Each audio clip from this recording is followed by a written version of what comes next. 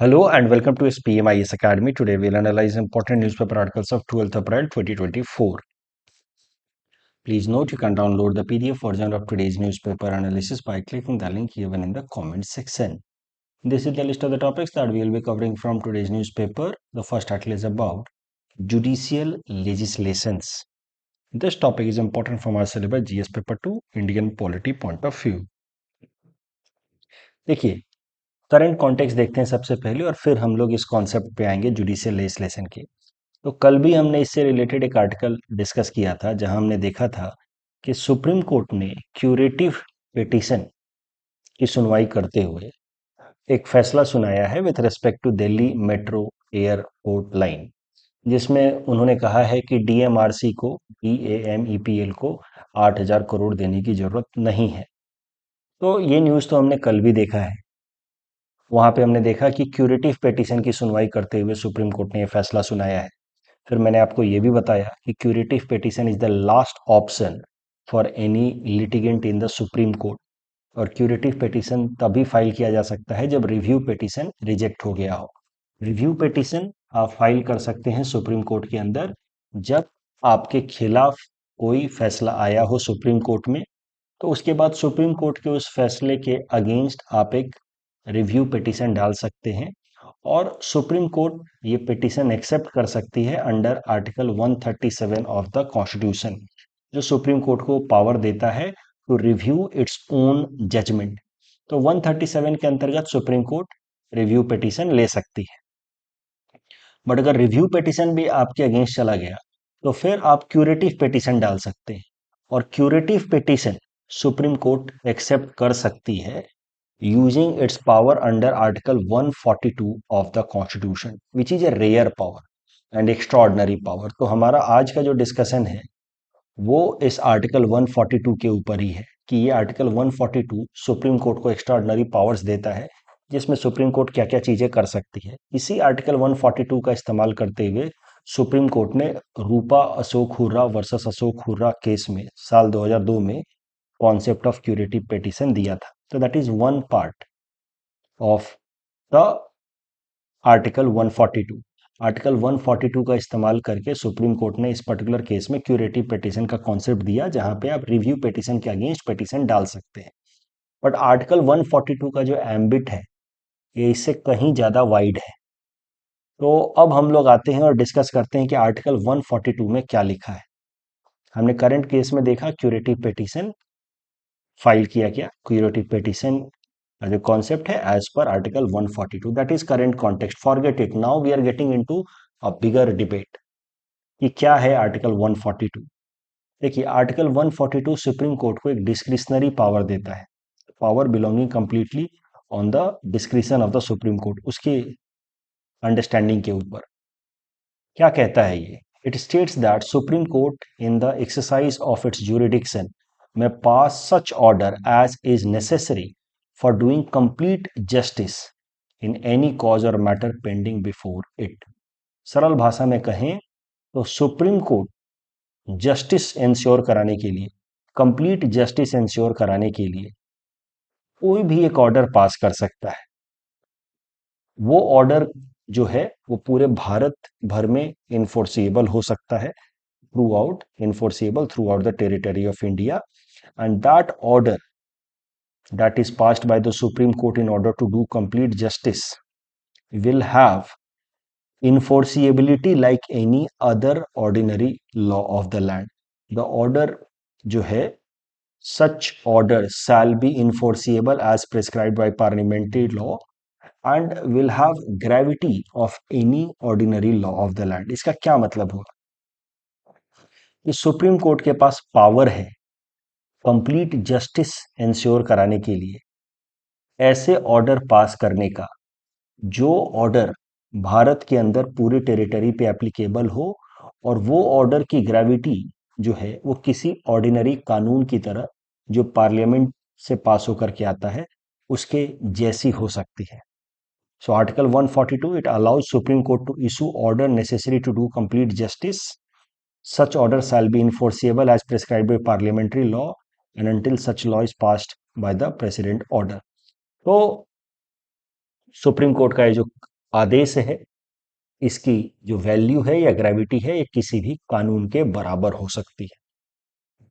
But कुछ restrictions भी हैं। An order issued must not only be consistent with the fundamental right but only with the statutory legislation. मतलब वो जो आदेश है सुप्रीम कोर्ट का, ये फंडामेंटल राइट्स को वायलेट नहीं करना चाहिए सिटीजन्स के। और पहले से अगर कोई कानून है पार्लियामेंट द्वारा बनाया हुआ, तो फिर उस कानून के अगेंस्ट नहीं जाना चाहिए। तो बेसिकली ये जो पावर है आर्टिकल 142 के अंतर्गत सुप्रीम कोर्ट के पास, in order to do complete justice by passing an order, ये तभी इस्तेमाल करेगी सुप्रीम कोर्ट व्हेन लॉ और statute is not providing remedy. सरल भाषा में कहें तो किसी एक पर्टिकुलर मुद्दे पे अगर एक एक्सप्रेसिव तरीके से कानून नहीं है, सटीक तरीके से कानून नहीं है, जिस कारण से कुछ इनजस्टिस हो रहा है सिटीजन्स के साथ, उस केस में वहां पे सुप्रीम कोर्ट आर्टिकल 142 का इस्तेमाल करके ऑर्डर पास करेगा। उस ऑर्डर का जो वैल्यू होगा या ग्रेविटी होगा किसी कानून के जैसा ही होगा। एग्जाम्पल की मदद से समझते हैं।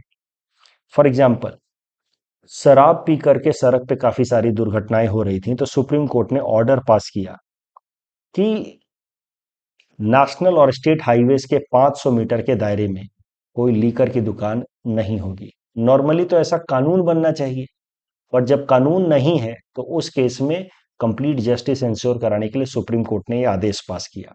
तो बेसिकली आर्टिकल 142 का इस्तेमाल करके सुप्रीम कोर्ट जो लेजिस्लेटिव वॉइड्स होते हैं, जो एरियाज खाली हैं, वहां पे वो ऑर्डर पास करके उन वॉइड्स को फुलफिल करता है in order to do complete justice. Vishakha guidelines 1997 में सुप्रीम कोर्ट ने पास किया in order to prevent sexual harassment at work place. काफी बाद में जाकर के पार्लियामेंट ने कानून बनाया prevention of sexual harassment at work place. ये कानून आया 2013 में, लेकिन विशाखा गाइडलाइन सुप्रीम कोर्ट ने 1997 में ही दे दिया था। BS4 व्हीकल्स को सुप्रीम कोर्ट ने बैन किया इन MC मेहता केस, क्योंकि सुप्रीम कोर्ट के हिसाब से हमें मूव कर जाना चाहिए to BS6, because BS4 vehicles they are polluting, highly polluting. Arun Gopal case में सुप्रीम कोर्ट ने दिवाली के दौरान कब से कब तक पटाखे फोड़े जा सकते हैं, वो आदेश भी रिलीज किया। सिनेमा घरों में नेशनल एंथम कैसे बजाया जाना चाहिए और उस पे सिटीजन्स को खड़ा होना है, ये आदेश सुप्रीम कोर्ट ने पास किया। बाबरी मस्जिद डिमोलिशन के बाद सुप्रीम कोर्ट के आदेश पर ही फिर एक राम मंदिर ट्रस्ट बनाया गया, जिसको काम दिया गया कि उस डिमोलिशन साइट पे एक टेम्पल बनाया जाए। तो supreme court ordered framing scheme by the centre for formation of a trust to construct Ram Mandir at the masjid demolition site. तो आप कह सकते हैं कि वो जुडिशियल वॉइड को पूरा करने के लिए जहां जहां पे भी, हम सो सॉरी, लेजिस्लेटिव वॉइड को पूरा करने के लिए जहां जहां पे भी कानून एब्सेंट है या पूरी तरह से जस्टिस नहीं कर पा रहा है, is not able to provide a remedy, वहां पे फिर सुप्रीम कोर्ट आर्टिकल 142 को इन्वोक करती है और ऑर्डर पास करती है। उस ऑर्डर की जो ग्रेविटी है या वैल्यू है किसी भी ऑर्डिनरी लॉ की तरह होती है, and that order is enforceable through out the territory of India. यहां तक तो सब कुछ ठीक लग रहा है आर्टिकल 142 के बारे में, लेकिन अब धीरे धीरे इसके निगेटिव एस्पेक्ट्स को देखना शुरू करते हैं। देखिए, आर्टिकल 142 जो है, ये कॉन्स्टिट्यूशनल एक्सपर्ट्स के हिसाब से जुडिशियरी को, यानी कि इस पर्टिकुलर केस में सुप्रीम कोर्ट को, लेजिस्लेशन, कानून बनाने का अधिकार दे देता है। और आर्टिकल 142 के अंतर्गत जो ऑर्डर पास करती है सुप्रीम कोर्ट, उनको कहा जा सकता है जुडिशियल लेजिस्लेशंस। और कॉन्स्टिट्यूशनल एक्सपर्ट्स का मानना है कि such judicial legislations are violation of the concept of doctrine of separation of power. Doctrine of separation of power क्या कहता है? जो एक डॉक्ट्रिन है, एक प्रिंसिपल है हमारे संविधान द्वारा दिया गया, ये कहता है कि गवर्नमेंट की जो तीन विंग्स हैं, legislative branch, executive branch and judicial branch, इन तीनों के पावर अलग अलग हैं, सेपरेट हैं, and there should be no overlapping of one power over the other. For example, legislative branch यानी कि पार्लियामेंट का काम है कानून बनाना, framing a law. Executive branch यानी कि जो गवर्नमेंट का एग्जीक्यूटिव विंग है, prime minister and all ministers, उनका काम है उन कानून को इम्प्लीमेंट करना। इसके अंदर परमानेंट एग्जीक्यूटिव्स आते हैं जिनको हम लोग कहते हैं ब्यूरोक्रेसी, और उनके ऊपर होते हैं पॉलिटिकल एग्जीक्यूटिव्स जो बेसिकली मिनिस्टर्स होते हैं। इनका काम होता है कानून को इम्प्लीमेंट करना। और जुडिशियल ब्रांच का काम होता है कि अगर कोई इंसान कानून को तोड़ता है तो उसको सजा सुनाना, और ये भी देखना कि ये जो कानून बनाए गए हैं लेजिस्लेटिव ब्रांच द्वारा वो संविधान के हिसाब से बनाए गए हैं कि नहीं। तो basically the judicial branch also overseas कि जो भी कानून बन रहे हैं और एग्जीक्यूटिव एक्शंस हैं वो आर्बिट्ररी ना हो, they should be in line with the directions of the constitution, mandate of the constitution. तो ये है concept of separation of power. लेकिन अब आप जरा सोचिए, यहाँ पे सुप्रीम कोर्ट को आर्टिकल 142 के अंतर्गत पावर दे दिया गया है कि जहां जहां पे लॉ वॉइड होगा, साइलेंट होगा, वहां पे आप कंप्लीट जस्टिस करने के लिए कानून के तरह वैल्यू रखने वाला ऑर्डर आप पास कर सकते हैं अंडर आर्टिकल 142। तो कहीं ना कहीं supreme court under article 142 got analogous legislative power at par with the parliament, which can be considered as deviation from doctrine of separation of power, because कानून बनाने का पावर लेजिस्लेटिव ब्रांच का होना चाहिए, लेकिन कहीं ना कहीं कानून बनाने का पावर इनडायरेक्टली सुप्रीम कोर्ट के पास भी आ गया under article 142। It is violation of the principle of doctrine of separation of power. अगर आपको अपना डीपीएसपी आर्टिकल 50 याद होगा तो वो भी कहता है कि the state shall take steps to separate judiciary from executive. तो बेसिकली जुडिशियरी और एग्जीक्यूटिव्स के बीच में काफी सेग्रीगेशन होना चाहिए। बट आप देख रहे हैं कि जुडिशरी के पास पावर आ गया है कानून बनाने का, कानून को एक तरीके से वैलिडिटी देने का, like any other law passed by the parliament. तो ये कहीं ना कहीं doctrine of separation of power के अगेंस्ट जाता हुआ कॉन्सेप्ट दिखता है। प्रॉब्लम तब होती है जब जुडिशरी कुछ ऐसे फैसले सुना देती है जो कहीं ना कहीं बस लेजिस्लेटिव वॉइड को फुलफिल करता हुआ नहीं दिखता है, बट पार्लियामेंट के पावर में इंक्रोचमेंट करता हुआ पाया जाता है। ये बड़ा महत्वपूर्ण है। एक होता है लेजिस्लेटिव वॉइड को पूरा करने के लिए जुडिशरी ने ऑर्डर पास किया कि भाई यहाँ पे कानून साइलेंट है और इसलिए हमने जस्टिस इंश्योर करने के लिए, कंप्लीट जस्टिस करने के लिए ऑर्डर पास किया, और ये ऑर्डर तब तक वैलिड रहेगा जब तक पार्लियामेंट इस डायरेक्शन में कोई कानून नहीं बना देता। लेकिन हो क्या रहा है कभी कभार कि जो जुडिशियरी है वो कुछ ऐसे ऑर्डर भी पास कर रही है जो डायरेक्टली या इनडायरेक्टली पहले से एग्जिस्टिंग कानून के अगेंस्ट जा रहा है। तो सिर्फ लेजिस्लेटिव वॉइड को पूरा नहीं किया जा रहा है, कभी कभार लेजिस्लेटिव विंग यानी कि पार्लियामेंट के पावर में इंक्रोचमेंट भी देखा जा रहा है, और इस फिनोमिना को नाम दिया गया है जुडिशियल ओवर रीच। तो बेसिकली जुडिशरी से एक्सपेक्टेशंस हैं कि वो एक्टिविज्म करे, और जहां जहां पे भी कानून साइलेंट है जिस कारण से जस्टिस नहीं हो पा रहा है वहां पे वो ऑर्डर पास करे। But judiciary sometimes crosses it's limit and it engages into over activism which is known by the name judicial over reach.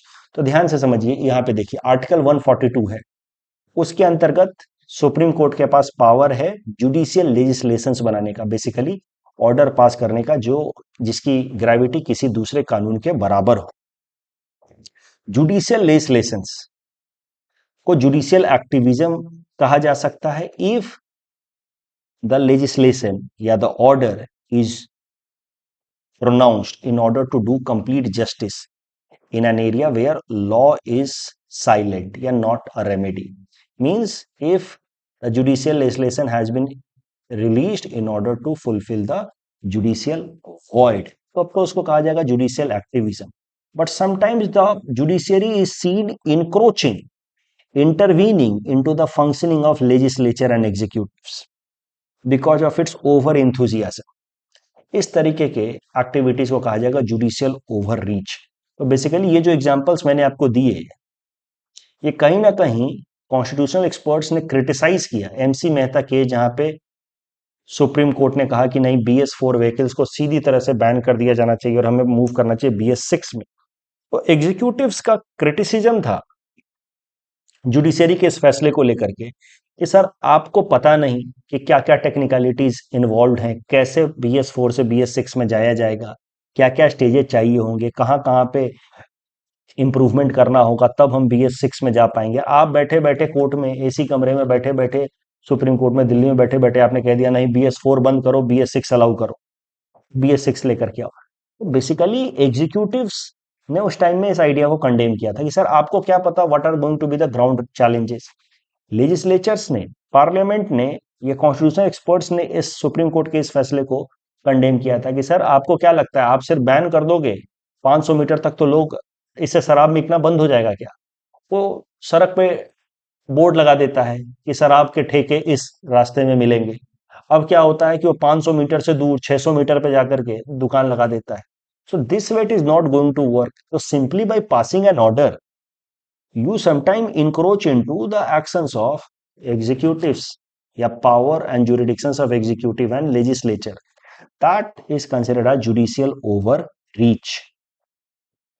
So basically when judiciary oversteps the power given to it and it starts interfering into the functioning of legislative or executive wing of the government, such actions are known as judicial overreach. But if it remains limited and passes only those directions that are needed in order to do complete justice, then it will be known as judicial activism. अब ये एक बड़ा ही बारीक सा मामला हो गया, subtle सा मामला हो गया कि जुडिशियरी के किस एक्टिविटी को जुडिशियल ओवररीच कहा जाए और किसको एक्टिविज्म कहा जाए। ये अपना अपना नजरिया है। तो जुडिशियरी जुडिशियल लेजिस्लेशंस पास करेगी using article 142, but some constitutional experts believe that this law has been passed in order to do complete justice, and that is why it should be known as judicial activism, while other experts believe that no, this is unnecessary encroachment into the functions of jurisdictions of executive and legislature, and that is why it should be called as judicial overreach. तो ये भी प्रश्न आपसे पूछा जा सकता है कि जुडिशियल एक्टिविज्म क्या होता है, जुडिशियल ओवररीच क्या होता है। आपको लिखना है कि एक पर्टिकुलर फैसले को अलग अलग नजरिए से देखा जाए तो अलग अलग नाम दिया जा सकता है। The same activity can be known as activism और ओवररीच। सुप्रीम कोर्ट ने खुद ही 1962 में प्रेमचंद गर्ग केस में डायरेक्टिव्स ले डाउन किए थे कि आर्टिकल 142 का इस्तेमाल कैसे करना है, क्या रिस्ट्रिक्शन सुप्रीम कोर्ट को अपने ऊपर प्रैक्टिस करनी है ताकि जुडिशियल एक्टिविज्म हो, जुडिशियल ओवररीच ना हो। उसके लिए सुप्रीम कोर्ट ने कहा कि the order must be consistent with fundamental rights, यानी कि सरल भाषा में कहें तो सुप्रीम कोर्ट का जो भी ऑर्डर है वो फंडामेंटल राइट्स को वायलेट ना करे सिटीजन्स के, and the order can not be inconsistent with the substantive power of the relevant statutory laws, यानी कि एग्जिस्टिंग कानून के अगेंस्ट ना जाए वो ऑर्डर। तो बेसिकली ये वाला जो प्रोविजन आप देख रहे हैं ना, order issued must not only be consistent with the fundamental right but with the statutory legislation. ये सुप्रीम कोर्ट ने प्रेम गर्ग केस में खुद ले डाउन किया था, प्रेमचंद गर्ग केस में खुद ले डाउन किया था as a limitation over itself when it is using its power under article 142। तो ये बातों का ध्यान रखे सुप्रीम कोर्ट जब भी वो आर्टिकल 142 के अंदर जुडिशियल लेजिस्लेशन रिलीज कर रही है, ताकि उसके एक्शन जुडिशियल एक्टिविज्म कहे जाए, ना कि जुडिशियल ओवररीच। इस टॉपिक के बेसिस पे यूपीएससी ने बार बार प्रश्न पूछे हैं। तो ये प्रीलिम्स में प्रश्न पूछा था 2019 में, ये मेंस में प्रश्न आया 2020 में। जुडिशियल लेजिस्लेशन इज एंटीथेटिकल, मतलब इनकंसिस्टेंट, सरल भाषा में कहें तो against the doctrine of separation of power as envisaged in Indian constitution. तो अगेन ये एक स्टेटमेंट है, इसको आपको जस्टिफाई करना होगा। In this context justify the filing of large number of public interest petitions for issuing guidelines to the executive authorities. मैंने यहाँ पे एक आंसर दे रखा है, थोड़ा सा लॉजिकल फ्लो बनाने के साथ। जुडिशियल लेजिस्लेशन क्या होता है डिफाइन किया हमने। जुडिशियरी इज अ सिचुएशन या phenomena when judiciary actively engages in law making. तो supreme court has power of judicial legislation under article 142। Article 142 को थोड़ा सा डिफाइन किया कि supreme court in exercise of this jurisdiction में pass order for doing complete justice, and the power of SC may be used when the law or statute may not provide remedy.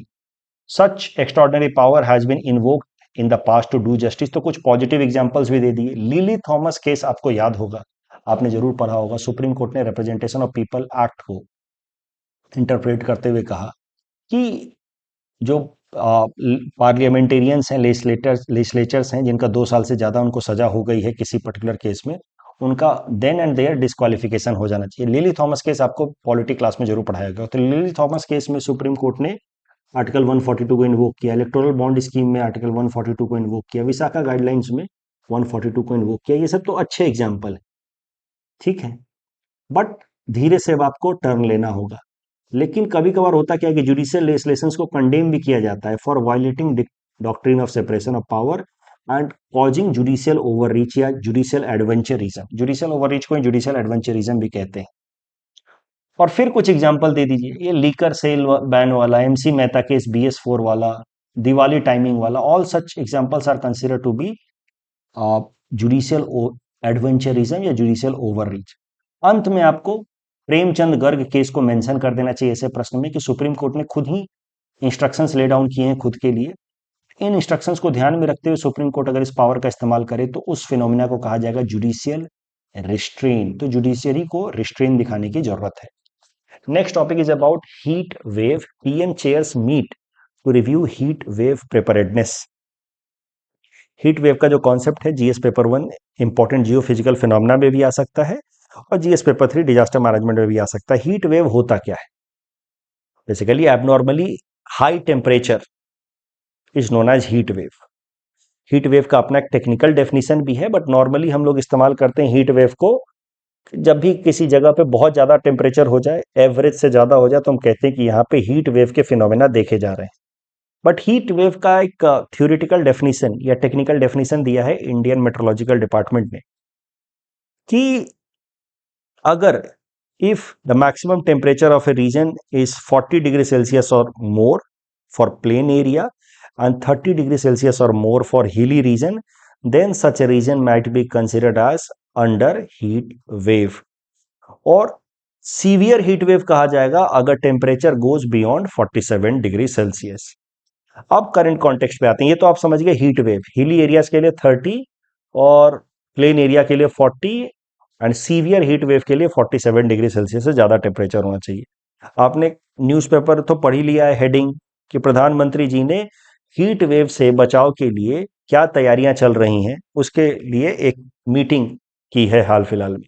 क्योंकि elections भी आ रहे हैं तो कई सारे लोग अभी बाहर जाएंगे वोट करने, धूप में कहीं लोगों को हीट वेव के कारण कोई हेल्थ के ऊपर नेगेटिव इम्पैक्ट ना आए, इसके लिए क्या तैयारियां की गई हैं, ice packs, ORS, drinking water ये जगह जगह अवेलेबल कराया गया है कि नहीं, क्यों ये मीटिंग हुई है हीट वेव की प्रिपेयर्डनेस को लेकर के?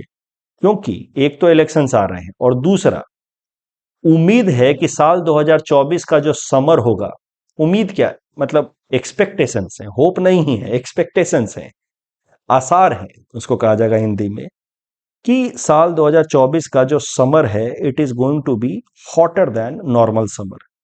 और ये इसलिए हॉट होने वाला है नॉर्मल के तुलना में क्योंकि अप्रैल से लेकर के जो जून तक का टाइम होगा that will be El Nino to neutral वाला ट्रांजिशन टाइम। आपको एल नीनो और ला नीना का कॉन्सेप्ट बेसिक ज्योग्राफी क्लास में भी पढ़ाया गया होगा। प्लस इसको लेकर के एक एसपीएम के यूट्यूब चैनल पे 2-3 मिनट का एक अच्छा वीडियो भी आया था, आपको याद होगा। नॉर्मली क्या होता है ला नीना कंडीशन, में रिवाइज करा देता हूं। La Nina condition is a condition जहां पे पेरू कोस्ट जो साउथ अमेरिका का है वहां पे वाटर कूल रहता है और ऑस्ट्रेलिया का जो नॉर्थ वेस्टर्न कोस्ट रहता है, I am so sorry, north eastern coast, यहाँ पे वाटर वार्म रहता है। तो ये जब कंडीशन रहता है तो ऐसे कंडीशन में आप कहेंगे जब पानी यहाँ पे पेरू कोस्ट पे कूल है और ऑस्ट्रेलियन कोस्ट पे वार्म है तो that condition is known as La Nina condition या नॉर्मल कंडीशन। और नॉर्मल कंडीशन में भारत के अंदर मानसून भी अच्छा रहता है और चूंकि मानसून अच्छा है तो बारिश अच्छी है, बारिश अच्छी है तो नॉर्मली टेम्परेचर कम रहता है, कूलर रहता है। बट ये सिचुएशन बीच बीच में 3-3 4-4 साल पे बदलते हैं और फिर ला नीना या नॉर्मल कंडीशन के बाद बनता है एल नीनो कंडीशन जहां पे पेरू कोस्ट का पानी जो है वो वार्म होने लगता है और ऑस्ट्रेलियन कोस्ट का पानी रिलेटिवली कूलर होने लगता है, जिस कंडीशन को कहा जाता है एल नीनो कंडीशन। तो Peru coast is getting warmer, Australian coast is getting relatively cooler. ऐसे हालत में एल नीनो में भारत के अंदर मॉनसून वीक हो जाता है, रेनफॉल कम होती है और जिस कारण से temperature becomes slightly higher than average, क्योंकि रेनफॉल नहीं हो रही है तो कूलिंग नहीं हो रही। अब ये जो अप्रैल से जून वाला टाइम है, ये एल नीनो कंडीशंस ही होंगे मोर और लेस। एल नीनो धीरे धीरे वीक हो रहा है, लेकिन अभी भी एल नीनो का कंडीशन बना हुआ है। El Nino will weaken and become neutral by June, this is as per IMD. तो अप्रैल से जून is basically going to be an El Nino condition. Peru coast is going to be warmer than normal. Australian coast is going to be cooler than normal. And that is why India is going to get monsoonal rainfall less than normal. Overall rainfall less than normal. That is why temperature is going to be slightly higher than normal. और यही कारण है कि we are expecting कि साल 2024 का जो summer होगा it will be slightly hotter than normal, क्योंकि अभी भी हम लोग एल नीनो साइड में ही है। एल नीनो से अभी हम लोग जा रहे हैं न्यूट्रल में, और न्यूट्रल से फिर जब पहुंचेंगे लानीना में, इसमें 3 साल से 4 साल का वक्त लगेगा, तब जाकर के भारत के अंदर रेनफॉल बढ़ेगा। और फिर लानीना कंडीशन में जब रेनफॉल बढ़ेगा तो समर थोड़ा सा ठंडा होगा। तो ये सब कारण है। El Nino condition is basically जो अभी भी बना हुआ है, जिस कारण से इस साल बारिश थोड़ी सी कम होगी, जिस कारण से गर्मी थोड़ी ज्यादा होगी। अभी थोड़ा सा मॉइस्चर का क्या रोल होता है गर्मी में, वो भी जरा समझ लेते हैं।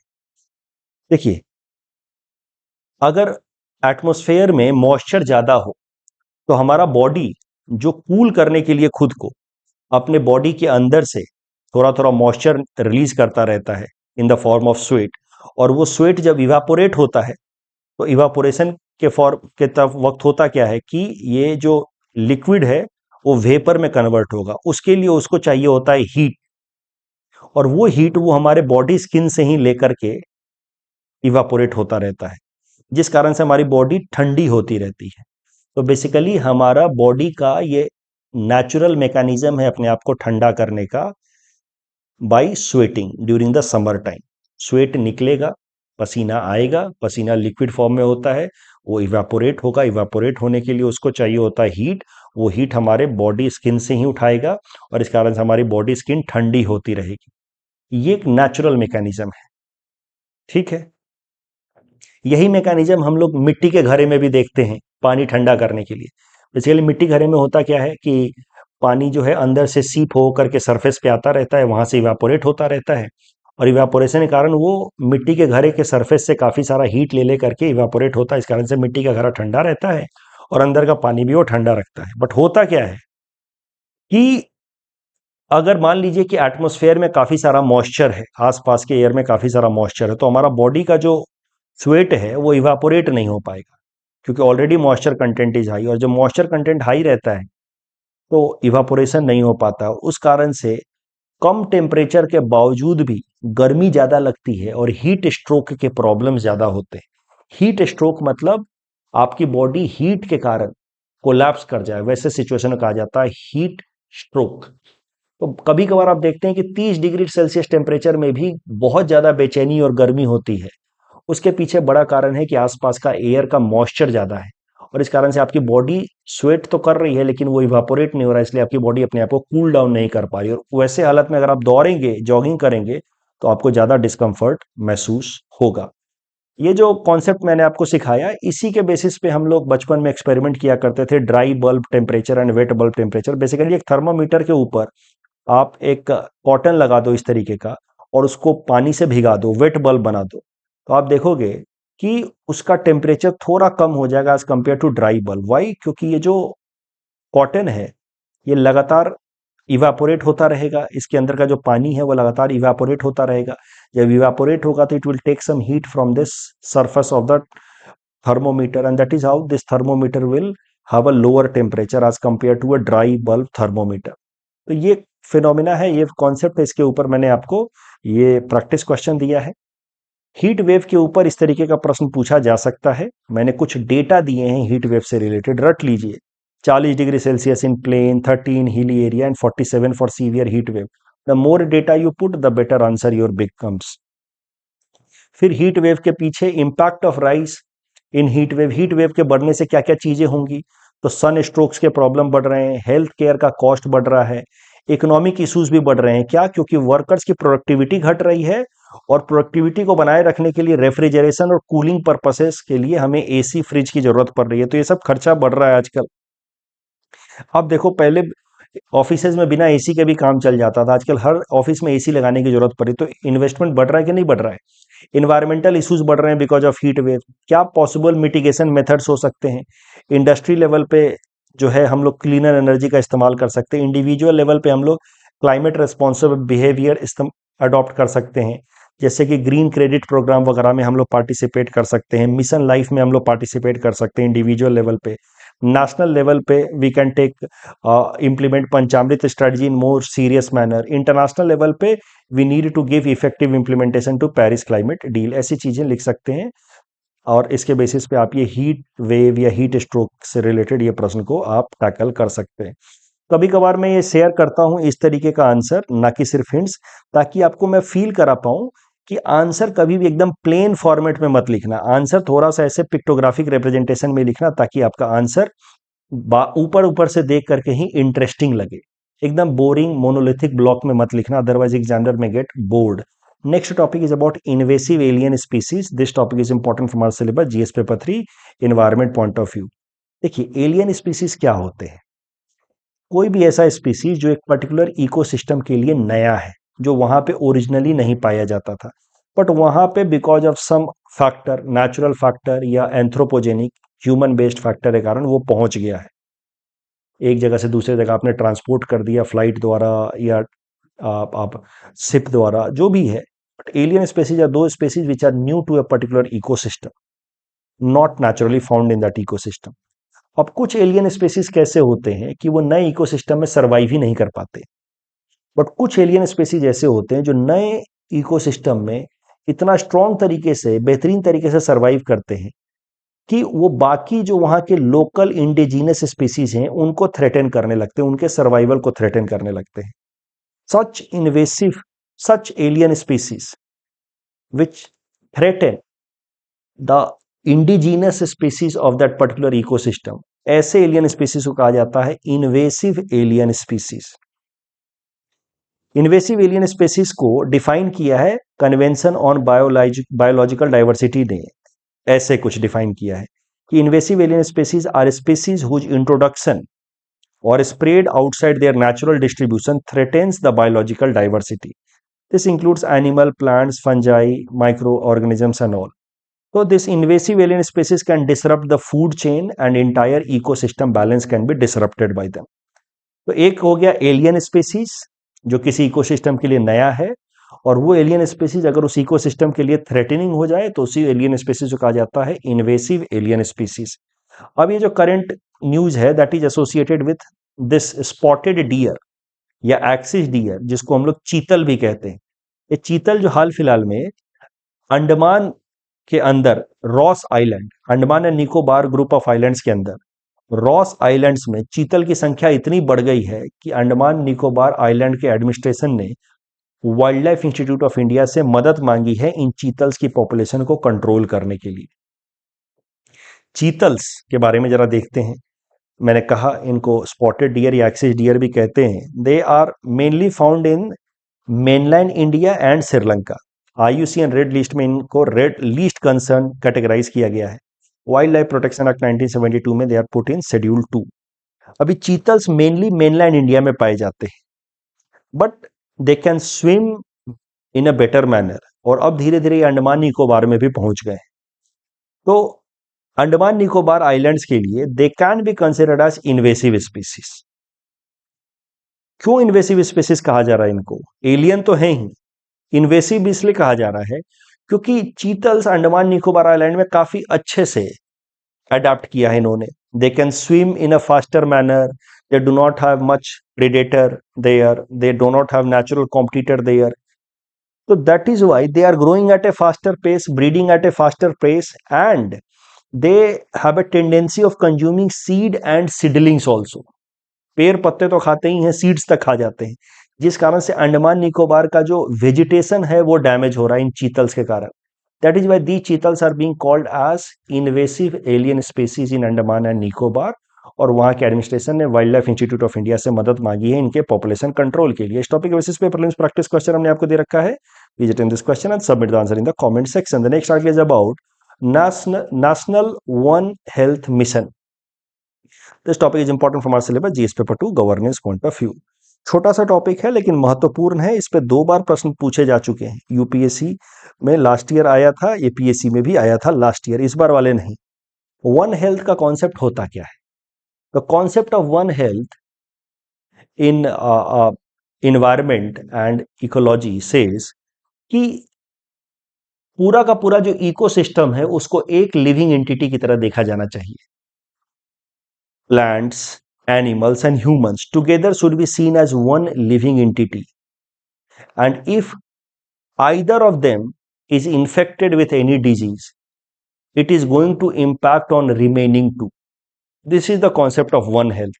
Basically, our health is interconnected and we are like one large living entity, and if health of one is impacted because of any microorganism or pathogen, it is going to impact other as well. ये जो concept है one health का कि हम सब मिलकर के एक ही हैं, ये कॉन्सेप्ट दिया था कैल्विन स्वाब ने, वेटेरिनरियन डॉक्टर, इन 1961। लेकिन ये कॉन्सेप्ट काफी पॉपुलर हुआ आफ्टर कोविड 19 पैंडेमिक। लोगों को समझ आ गया कि अगर बैट बीमार होगा, बेसिकली कोविड 19 बैट से ही तो शुरू हुआ था, बैट बीमार होगा तो अल्टीमेटली वो बीमारी इंसानों तक भी पहुंचेगी। तो बेसिकली जूनोटिक डिजीजेस, मतलब diseases that are spread from animals to humans, that have become more prominent these days. तो जूनोटिक डिजीजेस के कारण वन हेल्थ का कॉन्सेप्ट जो है वापस से प्रोमिनेंट हो गया। हाल फिलहाल में क्यों इंपॉर्टेंट हो रहा है वर्ल्ड वन हेल्थ का कॉन्सेप्ट फिर से? क्योंकि बर्ड फ्लू की संख्या या बर्ड फ्लू के केसेस बढ़ रहे हैं। तो that is why scientist are now sceptic या एप्रीहेंसिव कि धीरे से कहीं वो ह्यूमन के अंदर फिर से वो ज्यादा तेजी से ना बढ़ने लगे। तो बर्ड फ्लू को हमें बर्ड्स के लेवल पे ही रोकना होगा before it gets starting into और spreading into humans at a faster pace. तो पैंडेमिक के बाद हमारी सरकार एक मिशन लेकर के आई, एक इनिशिएटिव लेकर के आई जिसका नाम है नेशनल वन हेल्थ मिशन। इस नेशनल वर्ल्ड हेल्थ मिशन के अंतर्गत गोल रखा गया कि अब we will be focusing on managing diseases not just for humans but also animals and surrounding environment. इसके लिए 13 मिनिस्ट्रीज और डिपार्टमेंट्स के बीच में कोऑर्डिनेशन डेवलप कराया गया, जैसे कि ministry of science and technology, biotechnology, health and all. Objective is to develop a strategy for disease surveillance, research and response, not just for humans but also for animal diseases. जो focus diseases जैसे Covid 19, foot and mouth disease, lumpy skin disease, तो ऐसे diseases जो animal को या plants को भी hamper कर रहे हैं उनको भी सर्विलेंस किया जाए और उनको बढ़ने से रोका जाए। That is the goal of national one health mission. कल जो हमने आपको प्रैक्टिस क्वेश्चन दिया था, curative petition is based on the concept of article 142। Higgs boson से संबंधित पहला स्टेटमेंट सही है, दूसरा तीसरा गलत है। एंड हेपेटाइटिस बी से संबंधित A B statement is not correct. That's all from our side for today. Thanks for watching.